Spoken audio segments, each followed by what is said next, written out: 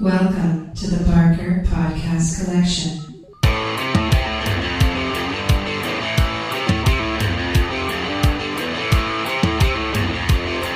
I suck, you suck, I suck at Call of Duty.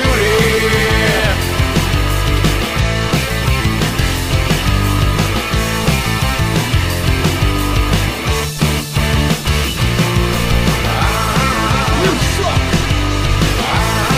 You suck. You suck. Welcome to the Not Playing Podcast. My name's Rob Howard, and this week I'm joined by Ian Bruce and Patrick Kay. You can contact us on email at notplayingpodcast@gmail.com or follow us on Twitter at notplayingpod. So yeah, I just wanted to talk about some games. I don't know if you guys have been playing anything new, but I've played a few things. Not what I can talk about. Well, sorry, I'm not going to do that. That's utterly twattish. it's all right. Sorry. No, I'll start then. I definitely can talk about this because it's out of early access. I'm still being a Nazi when it comes to early access. I won't play any early access, or I try not to. But yeah, this one was a Kickstarter originally, and it was in early access for about a year.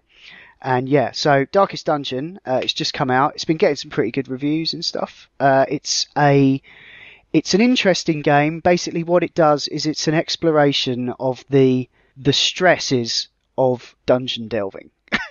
So you have like a party of 4 adventurers, and the graphics are very simple. It's just 2D, and but the not the animation, the art and the sound effects and everything, and the way it all it's very kinetic, the way that you are sort of interacting with the game.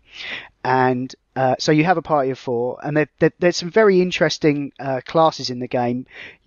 Like you can have lepers, bounty hunters, occultists, plague doctors, Can you have jesters. Jippos? Is Jippos a character class? There is a kind of Jippo looking one. I suppose the jester, maybe. I don't know. But Wow. yeah, so I wish to distance myself from this casual racism that's... well, God. anyway, so you have these characters, but they go off, and obviously you've got your usual kind of RPG dynamic. You have your healers at the back, and party formation, and the formation is literally like who's at the front, who's at the back, and who's in between, and that really affects what abilities you can trigger off. But as well as looking after all their health, they all have sanity meters. And so a lot of the enemies that you come across, and the enemies are range from bandits to things from the deep Cthulhu stuff, really quite freaky stuff, and they also do stress damage. Also, the light, hence the name Darkest Dungeon. The light plays into it. And so when you go off on a mission, you have to make sure you bring enough torches, because if you run out of light, then they will take sanity damage. Cool. You won't get that surprise. That sounds good. Awesome, actually. It is. It's really very compelling. So actually, is a lot of it based around the kind of sanity system? Yeah, loads of it. They will basically, they have a sanity meter that goes from 0 to 200. Once it gets to 100, they lose it, and it will go into a so and so's sanity is tested, and they could get a negative effect or a positive effect. A negative effect might be that they become selfish and they won't heal anyone. They'll only heal themselves. Cool. Or they won't let you heal them. or that's a different condition. But then like a positive condition might be they become powerful and they're like, I will rise against this and continue on. And Cool. even if it's not in their best interest. But also as you progress, you get, it's a little bit grindy. It's a bit roguelike because, basically you can't save the game. It constantly auto saves. So if it all goes tits up, it's all, that's it. Full party wipe, whatever. I read an article on Polygon with the creator of the game that he wrote himself, and he was basically explaining how, like, just because you lose a battle doesn't mean you've lost the game. You know, there's no, it's fine to run away because it's in your best interest, because you ultimately have to maintain this roster of characters that have to be powerful enough to progress through the whole game. So in between missions, there's like a little town, and there's various buildings that you can upgrade. So one of them's a pub, a tavern, and you send your guys there to recover their sanity. Also to the church to recover their sanity. Some of them will go, oh no, I'm not drinking. So you can't send them to the tavern. You have to send them to the church. And then all of the time, there's a caravan where you can hire. Well, you don't even have to pay for the new recruits to replace the guys that have died. You can just pick who you want, basically, and you can upgrade that to affect like how many you get and the range of different classes. So yeah, you're kind of like cultivating this sort of revolving door of adventurers. And yeah, sure enough, after a few missions, you've powered them up, you've raised their abilities, you've given them better gear, and you know, you're like, oh, this is my Uber guy and he can take on anything, and you send him into a mission, and it all goes fucking horribly wrong because you've not kind of picked the right team. You know, their abilities don't synergize well enough. Synergize. There's like another class called the Abomination. You can't have him if you put him in your party, you can't have any religious characters. So no crusaders and no healers. So that's another interesting thing. But you could hire an occultist and he does healing, but it gives you bleeding damage as well, so it's a bit cross purposes. But yeah, I mean, at first when I started playing it, I was getting my ass kicked, and I was like, oh, I'm going to restart this. But I did one more mission, and I beat that. And a lot of people have complained this game is just relentlessly oppressive because it is just constantly handing you your ass. But that can be a good thing, can't it? Yeah, absolutely. That's why Dark Souls works. Yeah, it's super rewarding. Like once you kind of feel like you're mastering it, it's like really, really rewarding. Well, so that's it, isn't it? It's like it's a learning process. It's teaching you like it's saying like if you just try and use the same tool over and over and again to do the same thing, you will fail because you need to adapt. You need to evolve to whatever you're trying to do in the game. For some reason, I'm not quite clear on. I started in a bit of Minecraft over the weekend. I know that's what the younglings are playing, but I do find it incredibly relaxing. But I haven't played it for ages, and I was having my arse handed to me all the time, making stupid mistakes, mining down and falling into a massive cavern and dying. Just all the classic idiocies that I did the first time round. But part of me really wanted to go, oh, fuck it, I'm just going to play Rocket League. But what I liked about Minecraft and what I think I'm hearing about this is it's worth persevering and just taking a bit more care with things instead of rushing in, pressing the kill everything button. I mean, it's a very basic presentation, and it is all about the mechanics in Darkest Dungeon. But when you're letting your attacks off and stuff, it's you get this really awesome sort of visceral audio feedback. It's like there's no animation as such. It's just like the character moves over there and he's in a different pose, sort of thing. Is it like the old Final Fantasy stuff? Yeah, it's almost like that, but because you've got all like the stress mechanics and stuff, and all the characters end up having their own quirks, and like you can actually send them to a sanitarium to get rid of any particularly annoying quirks, like they take more damage when you've got when the light's really bright, and none of your other characters, they all benefit from that, but there's one fucker who can't deal with it. It's one of the quirks taking what Metacritic says as gospel.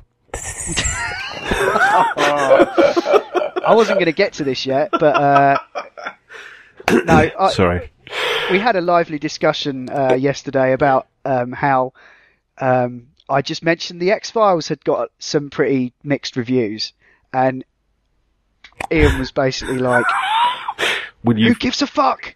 No, I'm just. I'm not going to do it all again because it did get quite heated. However, freedom of choice and stuff. It's also been getting some great new series might be on the way off the back of good viewing figures for the first one and the second one. So, all I've heard, and this is why I'm glad I'm waiting to watch the first 2 episodes, is that it gets really good by episode 3, and the episode 1 is just a bit of a previously on. Yeah, it's the origin story, isn't it? Yeah, because a lot of people that are watching it won't have. It finished in 2002, was it? It was a fucking long time ago. Don't say like that, mate. Jesus. Well, it was only 14 years ago now. Fuck, it's a long time in telly. But yeah, I will springboard off this actually, because I will say that Metacritic isn't foolproof, and I do understand that. But like, there are certain occasions where something will just get ridiculous reviews, and I'll be like, oh well, I'll try that then because it's only £4, like Pony Island. Good segue. Good. Classic. Return to form, so well done. Have you been playing Pony Island then? I gave it a go, yeah. Island. Let's discuss. I played it all actually, and I finished it because it wasn't a very long game. But I will say, I do feel like the system does fail me at times because things like Undertale and this are very similar kind of things where they're just getting ridiculously glowing reviews. So I feel like I'm like a moth to a flame. I have to find out what the fuss is about. And so I end up getting involved. Watch YouTube videos. Ultimately, I don't think these games can be reviewed on that same metric because they're just not really good games. They're kind of just diversions and someone just sort of having a go. I mean, all credit to the guy who made it. You know, he's certainly going to get noticed for this. But essentially, what a lot of people are saying. Rob doesn't think your game's very good. No, the thing is, what I will say is that I didn't mind Pony Island. It did some very amusing things that I don't want to spoil. But I am going to spoil the basic conceit of the game because people are like, oh no, just play it. And I feel like that's disingenuous. I think that you should at least know what the mechanic of the game is. And the mechanic of the game is essentially, you are a pony jumping over fences and blowing away like flowers that come at you. That's one probably side of it. Pass on that. Yep. But that's one side not of the it. Trailer. That's not the impression I got from the trailer. Bear with me, because that's essentially the verbiage I've used is perhaps disingenuous, but I'm only saying that because I don't want to spoil it. But then that's one side of it, and that kind of they iterate on that, and then the other side of it is basically a coding puzzle game where you are basically trying to get objects through this sort of grid of conditions. And they iterate on that a lot as well. And that's the gameplay. That's the way you interact with the game. However, there are interludes throughout that are like a real headfuck, like menus that don't work, that you have to kind of figure out a way of getting your way, like to start the game. You know, it does that kind of shit. And I can totally get the message that the guy's saying. It's got like I think the beauty of it is that it's art, and like all good art, you know, it's got a meaning and a way of interpreting it. And I think that's why it's getting all the reviews.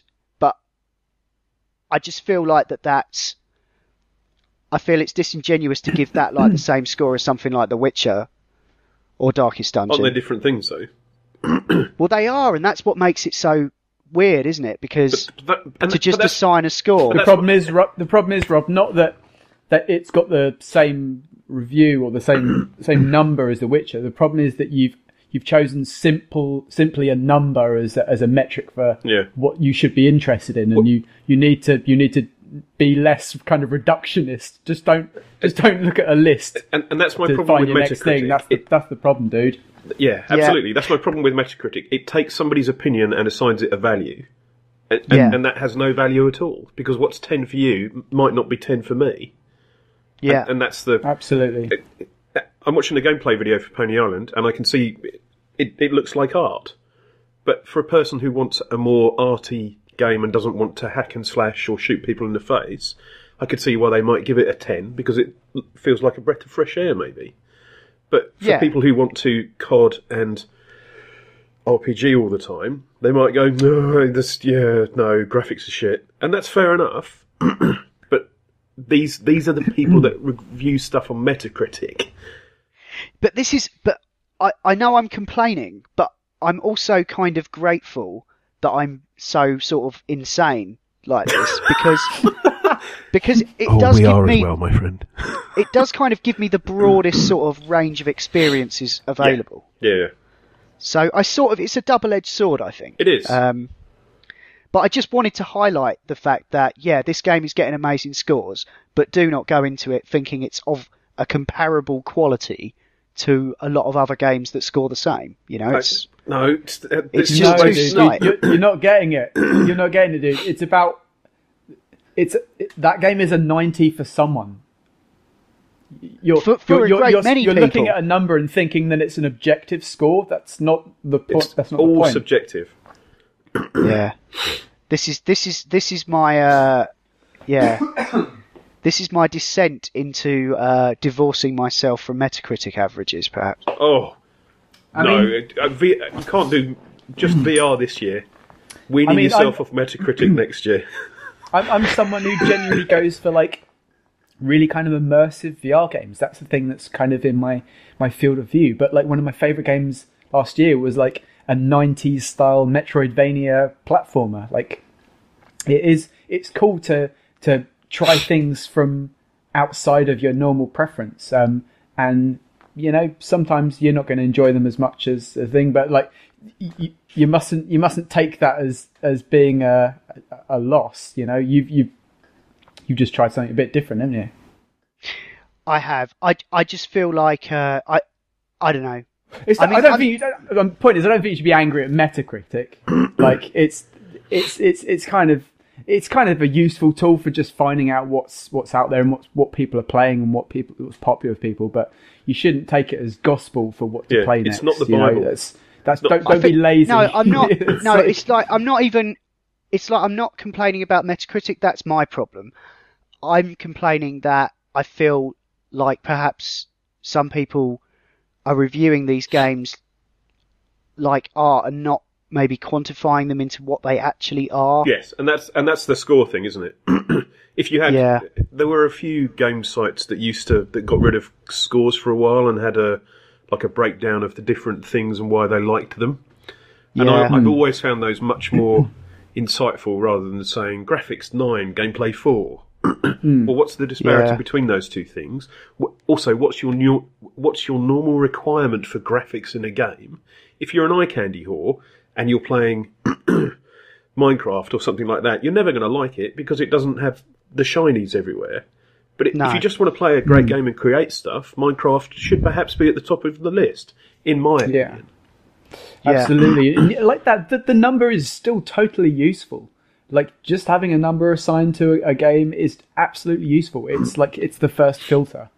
But there's so many more parameters that you need to look for. And there always has been. It's been the way since the 80s. Like, I watched so many, like, 5 out of 5 or 10 out of 10 or 99%ers of like Amiga games just go past. I just completely ignored them because they just weren't my kind of game. But like it's totally acceptable that games that I wouldn't have considered really games, like some weird simmy stuff and stuff like that, you know, if that's someone else's idea of a game, then like, you know, that's useful to someone. And also, the other thing was it was £4, even less with my Steam discount, and I knew that it wasn't a very long game. So I thought, if this is really good and it's that short and it's that cheap, then fuck it, I'll do it. I'll get involved, find out what it's about. Fuck it. And I suppose, yeah, on for what it is, it does deserve praise, I guess. But yeah, I don't know. It was just weird. I sort of appreciate it, but I didn't enjoy it. Is basically it. Okay. But kudos for giving it a go. Yeah, I took one for the team, guys. But if you like arty stuff, you might like Pony Island. You might do. If you like subversive, weird shit, then yes. Oh God. So, has anyone been playing anything else? Nothing new. Lots of Rocket League, Minecraft at the weekend. Some other shit, I guess. Yeah, lots of DCS, nothing new. I went back. I did about a couple of hours of Mad Max as well. Oh yeah. Really enjoyed it. Immediately forgot what quest I was on and was just driving around shooting shit. And that was the problem. I found like that game. I sort of binged on that a bit just to sort of try and wrap it up. To be honest, I didn't feel much after wrapping it up. It's just a sandbox, and yeah. I wouldn't stress about finishing it. No, just enjoy it. I like those. I would give it a 10. So I will go back to it. When I CBA. Yeah, I've been playing another old game. Really? I had a go of Mafia 2 finally. Not a good segue, mate. You've lost it. The magic's gone. Oh, I know. Yeah, it's getting late. Okay. But yeah, anyway, I did mention on here that I wanted to get round to it before the next one came out. So I thought, fuck it, I'll give it a go. I had a fairly quiet weekend, so I put it on Sunday night and played through the first 3 missions. And yeah, I kind of had a blast with it, but it's definitely, I mean, it still looks good. It's a good looking game, definitely.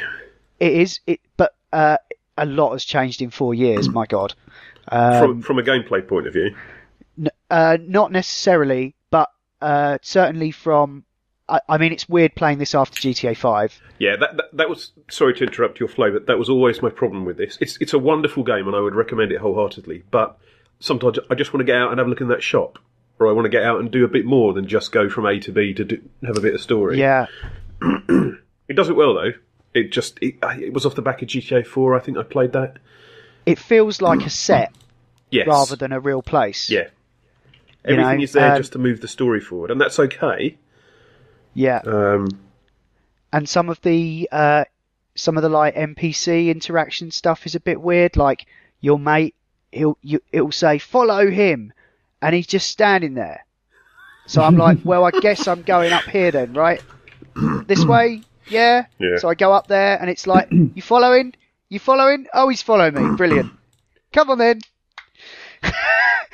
And yeah. And the I don't know. I'm playing it with a controller, and I'm normally used to when I fire a gun, I get some kind of kickback on the controller. I'm not getting any of that, so that feels a bit weird. I mean, it's maybe just a quirk of like the way they support the controller and stuff on the older stuff, but I'm sure it's not a problem you wouldn't even notice if you're playing it with mouse. But it does feel like a real world though. Everybody feels like they're within that world, I think. Or bits, apart from the gameplay niggles, there's some. I felt like I was doing stuff at that time. Yeah. Which I, not having lived in that time, I'm quite old, but not that old. I quite enjoyed that. And also, you have to wonder whether they decided to start it off in the winter so that you could get used to their really weird skatey car physics. Because it's like, it's really skatey, and I'm like, well, it's because of the snow, so it's fine. No, that's just it. They're just covering up. That's how it's always going to be. Yeah. Got a bit of ice left on your tyres from the winter. Brace yourselves. Yeah. No, it's worth a look. It's really cheap now as well. You can get it for like a few quid in sales and stuff. Well, I picked it up ages ago in a Humble Bundle or something, and I was just like, fuck it, yeah, I'm going to give that a go. Because I saw Radchick was playing it. Yeah. And he said, oh, it's my second time round. I was like, oh, wow, it really must be quite decent then. So, yeah, it's fine. And, yeah, they're like, I mean, I did a mission just before this. It took about half an hour. I was like, yeah, I'm going to cream through this probably. So, yeah. Cool, yeah, well, that's all I've got. This has been the Not Playing Podcast in partnership with notlistening.co.uk, where you can also hear myself and Ian talk about movies and TV on the Not Watching Podcast, and Adam, Ash and Will talk about all manner of funny things on the Not Listening Podcast. You can email us at notplayingpodcast@gmail.com, or you can tweet at or follow us on Twitter at notplayingpod. You can find the show notes for this show at notlistening.co.uk, and if you're listening to us on iTunes, please do give us a review. Anyway, that's all for now. Thanks for listening. See ya. See ya. Very well, traveller. My friend, I'm inclined to agree, 'cause I suck. I suck.